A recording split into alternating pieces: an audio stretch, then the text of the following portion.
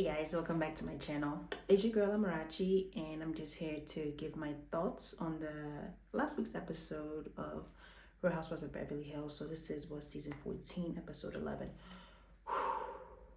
Yo, I don't know why. Anytime I come on camera, I start losing my breath. I know. All right, I'm talking a little low because my infant is sleeping. So I'm trying to record this video before she wakes up, and I don't want to wake her up. So I'm gonna try not to be loud. I washed my hair yesterday, so now I feel like it looks a little flat. I like it when it's poofy. It looks a little flat right now. Yo, look, my edges are coming back. My edges are growing back, y'all.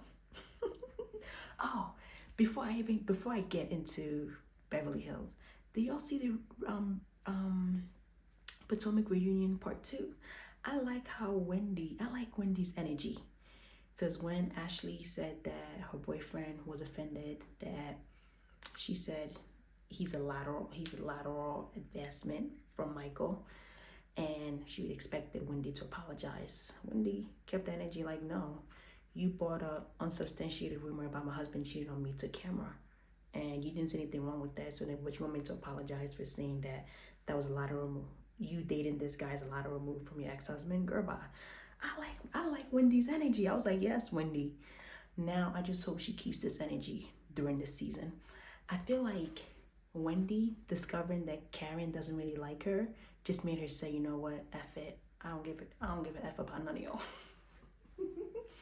You can tell her and Ashley are not friends because she refused to be remorseful. I mean, I don't think she has anything to be remorseful for. Ashley was reaching, okay? But when Stacy said that, when earlier, I think Wendy was doing like an interview or something, and she said that TJ doesn't seem interested in Stacy. TJ seems interested in the trainer. Stacy said that hurt my feelings, and Wendy immediately took accountability and apologized. She was like, because you're my friend. I was like, is that a dig at Ashley? Because she wouldn't apologize about what she said about her man. But in my opinion, Wendy didn't say anything wrong. So Ashley was just trying to find a moment. But I like Wendy's energy. I like it. Now, Dr. Wendy, please keep this energy for next season. Bring this energy. Don't let none of these girls intimidate you. Okay. All right. So let's get into Beverly Hills. So now the ladies, Sutton, Garcelle, and Kyle, they're getting ready to leave Augusta. They're in the kitchen. They're basically reminiscing, talking to Sutton about how the discussion with her mom went, letting Sutton know that they were eavesdropping. Of course, Sutton already knew. They didn't know that Reba was also now eavesdropping on their conversation. So, I don't like, my hair looks too flat. Y'all, I don't know. Let me moisturize my lip. So they didn't know that Reba was eavesdropping. So Sutton says the conversation went well, and she feels like her and her mother, they reached an understanding. So Reba comes in. Reba's like, oh, you've been chatty this morning, referring to Garcelle. So she asked them, are they packed? They say, yeah. She asked Kyle, are you packed? Kyle says, yeah. So Garcelle asks, are you going to miss us? She says, I'm going to miss some of you. So we all know that she ain't going to miss Garcelle. I don't know. Some people on social media, some people were saying like Reba is giving like underhanded racism, the way she treats Garcelle and Sutton. I mean, the way she treats Garcelle and from how she treats Kyle. I don't know. I mean, I will admit there is a difference in how she treats Garcelle and how she treats Kyle. She seems to be a lot warmer to Kyle. I can't even say a lot warmer to Kyle. I don't even know. But there is a disparity, especially like that first time when we met her, when Garcelle gave her that scarf. I was just like, ugh. But I don't know. Maybe she's just, I don't know, but even like the housekeeper, you can tell when last episode when Avi was getting ready for brunch and told the housekeeper to go and bring Reba, you saw how the housekeeper reacted. Like, it's like Reba just has like her interaction with everyone is just like, it's like, so I don't know. I don't know if it's given racism, or I don't know if it's given I'm an old lady and I really don't give a shit what you guys think about me. I'm just gonna say what I want to say. So, but I did hear that in one of the after shows, Sutton said Reba mentioned that she wants Garcelle to come pick her up from the airport when she comes to LA. I was like, as what, your driver? The hell? Y'all, let me get back into it. So, she says she's gonna miss some of y'all, some of them. So, like she's not gonna miss Garcelle. And then Sutton says, okay, so I'm gonna hold my mother to say I love you to me at least once a year. So she's like, oh, when is that gonna be? And I think she said like New Year's or something like that. And then she says, oh, well, I can just write it on the paper and give it to you. So Sutton said, I love you, Mom. And then Reba said, I love you too, Sutton. The way she said it, and then she said it with like a smirk on her face. I was like, okay. So now Kyle in her confessionals is saying that it's kind of bittersweet because in previous trips, anytime she's going, she's always excited to go home because she has like a house to go home full of like her loved ones, her kids, her husband. But now she's kind of like an empty nester and she's getting a divorce. So now that she's going home to an empty house. So she wants to ask Sutton and Garcelle if they would like to extend the trip. In that moment, I felt bad for Kyle because I was like, damn, that's gotta be tough. So they've left Augusta. Now everybody's back in LA. They're getting ready for Dorit's 4th of July party. Sutton is kind of like a little pissy about it. She doesn't want to go, but she's going. Erica and Kyle are on the phone. Erica tells Kyle that, Bo said, you've been a little cold towards me. I haven't really been able to, get through to Kyle. So Kyle feels some type of way about that because, I don't know, in her mind, she feels like she's not cold towards Bose. So now everybody's, okay, like I said, everybody's been getting ready. Sutton is the first person to arrive at Dorit's house. Sutton arrives, there's nobody there to greet her. Sutton says, anytime somebody comes to her house, she cannot imagine not having somebody there to greet them. It's either going to be her or it's going to be Ivy or at least a roach. I was like, not a roach. So Sutton is sitting there for what, 39? Dorit is upstairs trying to find like a body chain or something like that. So Sutton sat down there for 39 minutes waiting on Dorit. I was like, damn. So I was like, Sutton is like playing on her phone, like then she like peeks as she's sitting down, she peeks outside. She's like, I don't know any of those people. Sutton is kind of me. When I go somewhere where I don't know people, I kind of just tend to stick to myself. My husband is a social butterfly. He can talk to anybody. Me, if I don't know people, I just tend to sit by myself. But I was like, Sutton, so I can't really, I know some people are getting on Sutton for like, not trying to go out there and mingle. I can't understand where Sutton is coming from because if I go anywhere where I don't know people, I will sit to myself and I will start playing on my phone. But I guess she could have went outside to get a drink or something, like just.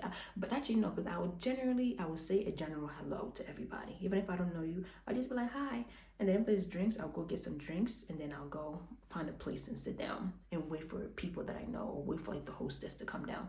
So Sutton just sat inside. Then Kyle comes. The next person to arrive is Kyle.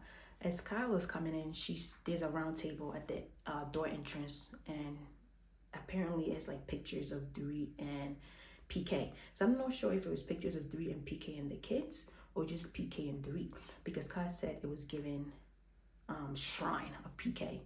So Sutton said she didn't even notice it. I was like, damn, son, you sat there for 39 minutes. You didn't notice that? But okay. So I want to know, like, this is not Kyle's first time at Dorit's house. So does that mean that those pictures were just put there newly? So that's what I want to know from Kyle. Like, the previous times when you went to Dorit's house, were those pictures there? Or I don't know. Because this whole PK and Dorit thing, I don't know. I don't know. I'm not believing the divorce is happening. I don't know. Because I feel like Dorit and PK are playing in our faces. Especially Dorit is playing in our face. So Dorit comes down. She greets Kyle. Kyle points out the pictures. Dorit is like, oh, I didn't even know. I didn't even notice. I've just been so busy with everything. You know how Dorit talks.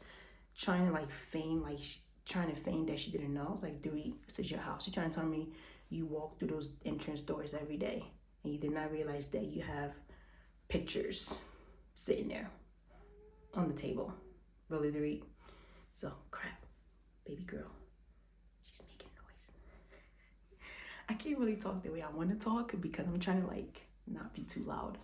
So the next, so now I'm sorry y'all, I'm trying to gather my thoughts. So Dorit says hi to Sutton, and before Dorit says hi to Sutton, Dorit's mom comes over and greets Sutton, and she tells Sutton they're so beautiful. So Dorit goes over and says hi to Sutton. Sutton had like this blue Kelly bag. So Dorit saw the bag and Dorit was like, and she grabbed the bag from Sutton and told Sutton to give it to her, that she deserves it based on how Sutton has been treating her. Sutton is like, no. So Dorit holds on to the bag and Sutton is just like, can I get my bag back? And Dorit is just going like, no, Sutton, I deserve this bag because of how you treated me. The least you can do is give me a bag. And I'm just looking at Dorit. It was cringe. Even Kyle was like, this is getting awkward. It was Dorit. The thing about Dorit does not know how to joke. When Dorit tries to joke around or be like playful, it comes off as cringe. Because she's, I don't know. It was just giving so cringe. I was waiting for Sutton to just like snatch that bag out of Dorit's hand. Like, girl, give me my bag. So in the confessionals, Dorit says that she really feels like Sutton should give her back that bag, but that BITCH has a tight grip. I was like, Dorit, what the, whatever. Sutton, don't give her that bag. Let her go buy her own. So now they go outside to go get drinks. Garcelle arrives, and oh my god, y'all, Garcelle almost ate the floor. Oh my god. The producers are actually shady for putting that in. Garcelle almost ate the floor. She tripped over. I don't know what she tripped over, but she tripped over and almost fell. So they're all sitting down. Sutton has a drink in her hand. Garcelle asks Sutton, what are you drinking? Sutton's, I think, like watermelon something. Garcelle says there's vodka in it. And Sutton shakes her head as in yes. Dorit is like, Garcelle, you asked Sutton, what is she drinking? And you asked, is there alcohol in it? Like, of course there's like alcohol. And then Sutton is like, oh, stop it. Like, you're being such, like, no, she was like, Dorit, shut up. You're being such a BITCH. And Dorit is like, don't call me a BITCH in my own house. And I was just like, Dorit, really? Like, Dorit, and then Dorit's like saying it was a joke. I'm like, Dorit, it's not a joke, because in previous seasons, was it previous season? What season did Crystal Minkoff leave? Now I'm starting to confuse the seasons. The season that Crystal Minkoff was Crystal Minkoff's last season, yeah. So it was the previous season, because last season was 8.5, right? So Dorit has always implied that Sutton is a drinker. Even at the reunion, Andy asked her, do you think Sutton has a drinking problem? Dorit says, I don't know. So why do you keep implying that this woman has an alcohol problem if you don't have any concrete proof? And when you asked, you're saying you don't know. That's how I know Dorit was not joking. And also, how were you joking? You and Sutton are not even in like a friendship place. In this current season, a few episodes earlier, you and Sutton came to agreement that you guys are not friends. And you even said that Sutton and Kaya were the last two people you wanted to arrive first because you have the most tension with them. So why would you think it's okay for you to joke about something like that, knowing how is this recording? I wasn't recording, y'all. So why would you think it's okay to joke about something like that, knowing that you and Sutton are not really like friends like that? So Dorit is telling Sutton, don't call her a bitch in her own house. Sutton is like, well, then don't like make comments about me drinking alcohol, because that's not funny. That's mean. So Sutton decides to get up, that she's gonna go. Dorit is like, I didn't ask you to leave. All I said was, don't call me a BITCH in my house. Sutton is like, no, I'm gonna go. So Kyle and Garcelle are running after Sutton. And Dorit is like, you guys are babying her. Like, leave her alone. If she wants to go, let her go. So Sutton is now she goes through inside the house, and now she's like by the entrance of the door sitting down. I was wondering why Sutton was sitting there. I was like, okay, if you're gonna go, then just go. But I'm like, and now I think about it, I'm like, okay, was she waiting for her car to arrive? Because she was there, Kyle and Garcelle was trying to like talk her out of leaving, and she kept saying, "No, I'm gonna go. No, I'm gonna go." Erica arrived. She sees Erica. She's like, "I'm gonna go." Kathy arrived. She sees Kathy. She's like, "I'm gonna go," and I'm just like, "Girl, go." Why are you at the door telling everybody that any familiar face that you see that you're gonna go? I'm like, that was the part that I didn't get. I'm like, are you trying to like cause a scene? Are you trying to get people to like rally around you and be like, oh no, Sutton don't go? Because Sutton, in my opinion, Sutton and were Dorit was wrong for implying that there's alcohol in her drink due to what's it called? Because we know that how Sutton feels about that, especially with the situation that happened with her dad. We know that Sutton is very, temperamental when it comes to that situation. And Dorit saying that was not a joke. Dorit was trying to take a jab. Sutton calling her a bitch in her own house. I mean, that's the thing. When you disrespect somebody, you can't really dictate how they're going to respond. The way Dorit responded, I don't blame her, because it's like, don't call me that word in my own house. I don't disagree with her, but I also don't disagree with Sutton calling her that bitch, because that's how she was acting by making that statement. So y'all, look, you know what? I can't defend anybody in this situation. I can't be like, oh, you're wrong, and be like, oh, because both of them had like a part to play in it. But I would say that mostly Dorit, you should not have said that. You and Sutton are not friends, so be careful what you say to her. So Bose enters. Bose came with a whole entourage. I say, damn. So Bose is like, hey, bitches. And then Garcelle was like, oh no, we are not going to use that word again right now, because that word has already started trouble. Bose is like, what, with you? Garcelle like, no, not with me, with Sutton. So Bose goes over to greet Dorit, and then she comes back over to where Garcelle, Sutton, and Kyla, and she's telling them that it's like, you guys want to come to the party, because you guys can't just sit at the entrance of the door. It's kind of rude to the hostess. Why don't you guys come inside? And then whatever it is, we can discuss it. And then Bose was like, stop being Dorit's spokesperson. Like, you don't even know what happened. So Bose was like, okay, well, you guys want to babysit? You guys want to baby Sutton? Go right ahead. I'm out. So Bose goes over to where Dorit is, and they all go out to the back. Erica was more about looking for a hot dog. Did y'all notice how Erica took that man's hot dog? You've been to a barbecue, and like the person that's doing the barbecue, when you want something, you tell them, oh, hey, this is what I want. They'll be like, all right, I got you. So Erica went and took the man's hot dog, talking about something. I'm so sorry, I'm going to take your hot dog. I'm like, girl, you better let that man eat his damn hot dog. You better stand in line and wait your turn. But I was like, that man is nicer than me, because I would have been like, no, you can wait your turn. The same way I had to wait for my turn for this hot dog. You don't know how many people were ahead of me. And now it's finally my turn. And I was like, man, you're nicer than me. So Sutton's car finally arrives. I guess that's why she was sitting in the hallway. Her car gets there. She gets in the car and she leaves, and she says, as she's leaving, she's like, Dorit, I am not the source of your problems. My business is, it's not my fault that your businesses fail, mine didn't. It's not my fault that my divorce went well and yours is not going well, but I'm not going to continue being your punching bag.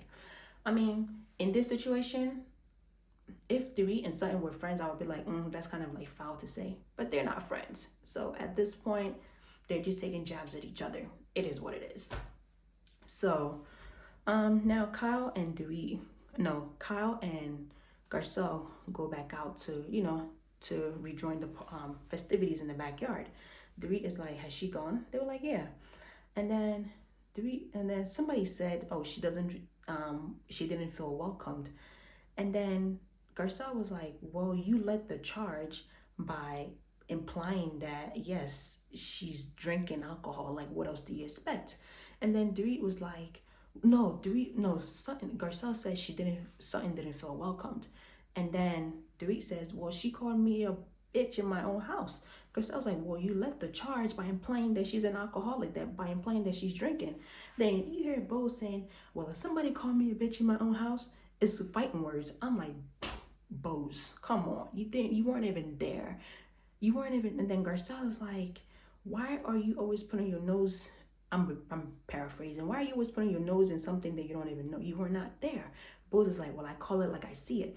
I'm like, no, you don't call it like you see it. You call it how Dorit sees it because you were not there. You don't know what Dorit said that triggered Sutton. You don't know the tones and the undertones that were used. You were not there. So because you were not there, you should not be saying anything. You should let the people that were there, which were Kyle and Garcelle and Dorit, to discuss it, and then you stayed out of it because you were not there.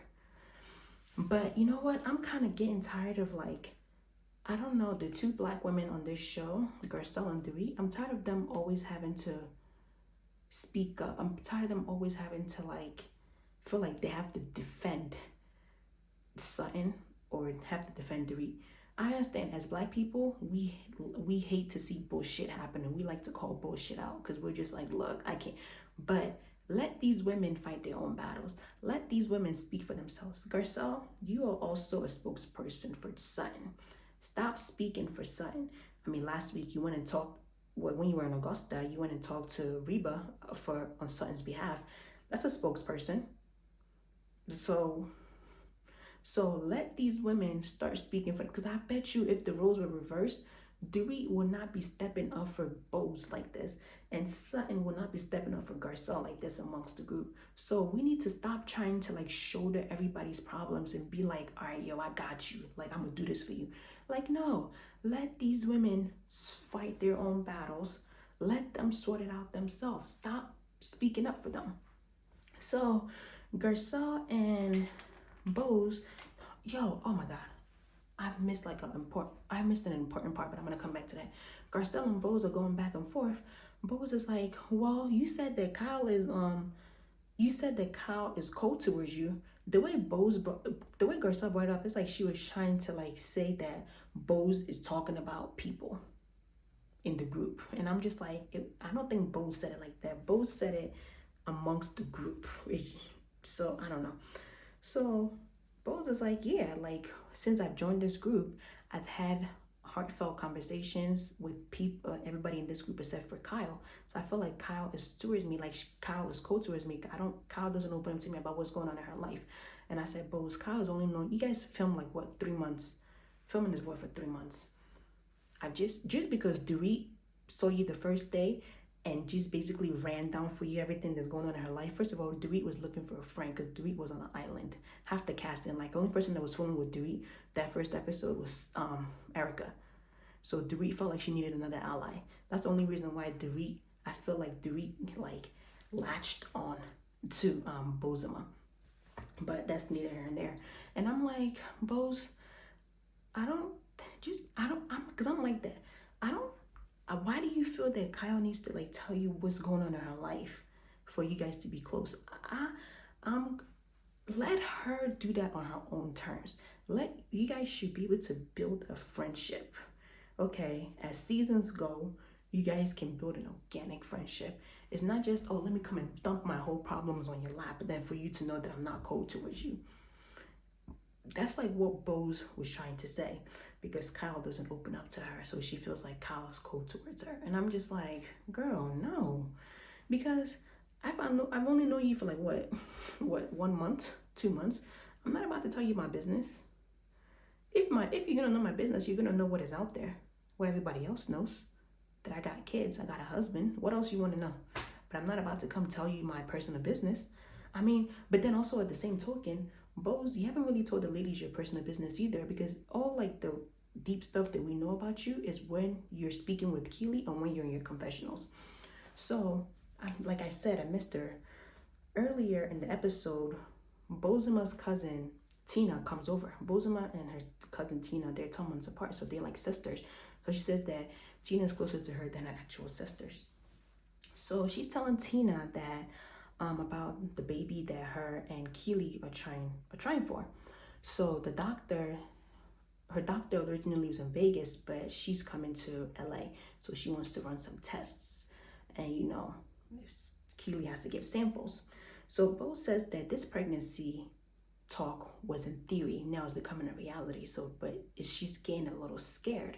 So she kind of like, wants to pump the brakes, but she doesn't want to say it to Keely because then he might feel disappointed. But she also feels like Keely might also want to take a break. But he feels like if he says it to Bose, Bose might be disappointed. So we find out that before Leal, she was pregnant. Her daughter was Eve.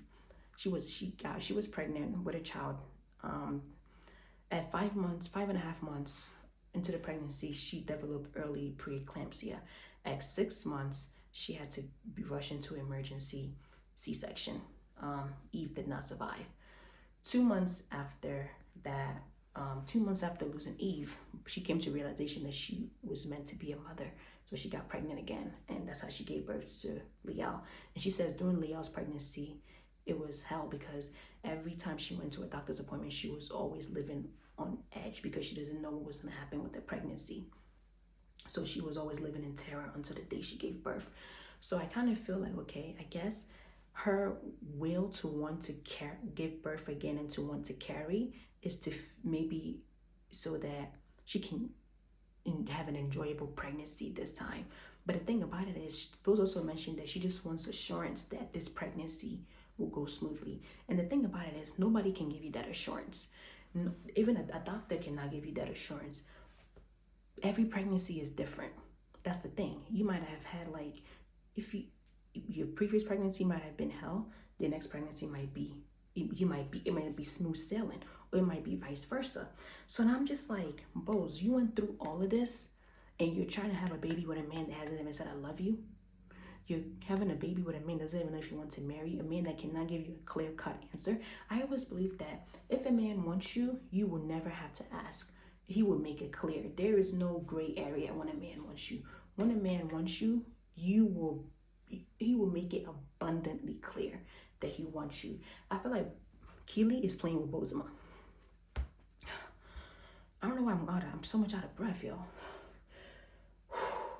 I feel like Keely is playing with Bozema, and I need Bozema to wake up because last week I said yes, Bozema is a boss in her own right. She's a boss in the boardroom, but I realized that sometimes being a boss in the workplace does not translate to being a boss in your personal life and your romantic life. And Bozema said that she loves love. When she's in love, she turns her blindfolds. She puts blindfolds on, and it's like, girl, take those blindfolds off because Keely is not the one. And you had such a rigorous pregnancy in your past. Now you're 47, about to be 48, and you're with a man that's 49 years old and never had a child, and he wants about 3 kids. So what, you gonna be popping? So like, Bozema, I don't know, Bozema, I really want you to think about this well and hard before you pull the trigger, because I don't know, Keely is not giving me, yes, I'm gonna be there for you. Yes, I want a family. Yes, I want to marry you. Keely is giving, I'm gonna make you a baby mama and then leave you. Like, no, and that's not what you said that that's not what you want. You want to live, you want to be married before you get pregnant. And I don't know, man. I don't know. But okay, let's go back to the 4th of July party. So now Kyle is basically saying that, oh yeah, I heard that you said that I'm cold towards you. That really hurt my feelings. I was like, really? That hurt your feelings? You know what? I was like, Kyle, stop. And Bose was like, yeah, like I said that, and I wasn't trying to like be malicious towards you. I'm not trying to like ice you out of the group. I'm not trying to push you out, but I was just stating how I feel and what I've observed. And then Kyle is like, well, but I've told you stuff about me. And then as Bozema and Kyle are talking, Dorit comes in, and Dorit was like, yeah, because Bose was like, I don't know what's going on with you. I don't know anything about your life. Dorit comes in, yeah, Kyle, I don't even know what's going on with you. I was like, Dorit, shut up. That's the thing about Dorit. Dorit does not know when to shut up. Dorit always feels like she needs to chime in. And then Kyle was like, Dorit, like, I'm talking to Bozema. This is between me and Bozema. Why are you in it? Kyle is like, why is it that every time Bozema is talking, you always have to agree, you always have to jump in and back her up? Kyle is like, you was like, And that's exactly how Dorit and Bozema, it's like they feed off of each other. And I'm just like, like I said, I feel like once Kyle and Dorit are like back to the way they were, Bose is gonna start feeling a little left out, because we know that Dorit only latched onto Bozema because she basically had no friends in the group except for Erica. Erica was her only friend in the group in the beginning of the episode. Okay. So I'm gonna read. So this is what Bose said. Bose says, "I've had deep conversations with almost everybody but you. You haven't opened up to me about anything going on in your life. The vibes aren't vibing with Kyle." And like I said, I don't blame Kyle for not opening up to you yet, because you're still new to the group. Like what? This is like what, a month or two into filming, girl. I don't know you for me to be coming to you with every problem. And but then, like I said, Bose doesn't, well, based on what we've seen, remember this is an edited show, we don't see Bose opening up to these women about about her personal life. Only thing that we've seen her open up about was her fibroid surgery. But that's about it, right? Have we seen anything else? Or am I having amnesia? Am I forgetting something? Like I said, this is edited show, so there's probably been moments where Bozema has shared some personal stuff with the group. It just didn't make the cut in the editing room. But yeah. Bose says that to Kyle. Dorit chimes in to back up Bose that she doesn't know Kyle, that she doesn't know what's going on with Kyle. So Kyle was like, Dorit, get out of Bose's ass. Like, why are you, like, you're like all up in there, and it's like really gross at this point. I was like, okay. I mean, Kyle, you're right. But if it was somebody else that was up your ass, you wouldn't mind it. But whatever. I didn't mean it like that. I mean, like, if it was somebody else that was like backing you up, you wouldn't mind it. So now Dorit and Kyle are talking, and Dorit is like, Kyle is like, we made up at the beach at Garcelle's beach house. We said that we're gonna start over. Dorit is like, yeah, but I don't know anything about you. I'm like, Dorit, why are you begging to know what's in this woman's life? And then so they decide to go upstairs to have like a one-on-one talk. They're going upstairs. We start seeing like everything up. The upstairs is like in disarray. There's like there's like shoes everywhere, clothes everywhere. It looked like somebody was packing. And then Kyle comes in her confessional and she's like, Dorit is a very meticulous person. So to see the state of her house like this lets me know that she's really going through a lot. I was like, okay. I'm still not believing this whole PK and Dorit divorce thing. I feel like it's a scheme that Taj set up to come to us with the BS. So it's a scheme that Dorit and PK set up to come to us with the BS. I don't know. So they get to talking, and they now they're upstairs, and Dorit is asking Kyle, like, what's going on with you and Mo. She tells her that, Mo has moved out. Initially it was supposed to be for 6 months, and he has his own place, and she thought he was gonna get like his house staged, but he actually started buying furniture. So that makes her feel like, okay, this is more like a long-term decision. Buying furniture is a more long-term decision. So Dorit asks her, do you want a divorce? Kyle was like, I don't know, but I don't want to be like this. I don't want to be in limbo. I want to know, where are we going? Like, are we gonna try to get back together, or are we gonna separate? And Dorit was like, she also doesn't know she wants to get a divorce, but if that's what they want, then they're gonna give it to them. And then they said that they need to start living their life, and they have to stop living their life for these men and putting their whole entire life on hold for these men. So now Dorit and Kyle, they're talking. To be honest with y'all, during this scene, I kind of spaced out, because I was just like, okay, I don't know. I feel like these housewives, they're just not believable anymore. I don't know. I just feel like it's coming to a point where, like, I don't even believe half the things that these housewives say anymore. How, like, during this Dorit and Kyle scene, I was just like, I just rolled my eyes, and I spaced out. And I was just, and I came back and I rewinded it, and then I spaced out again. So y'all, I just told y'all what I remembered. But y'all, that's my thoughts on this week's episode of The Real Housewives of Beverly Hills. You guys let me know what you thought about the episodes in the comment section. Don't forget to like, comment, and subscribe, and I'll talk to you guys in the next episode.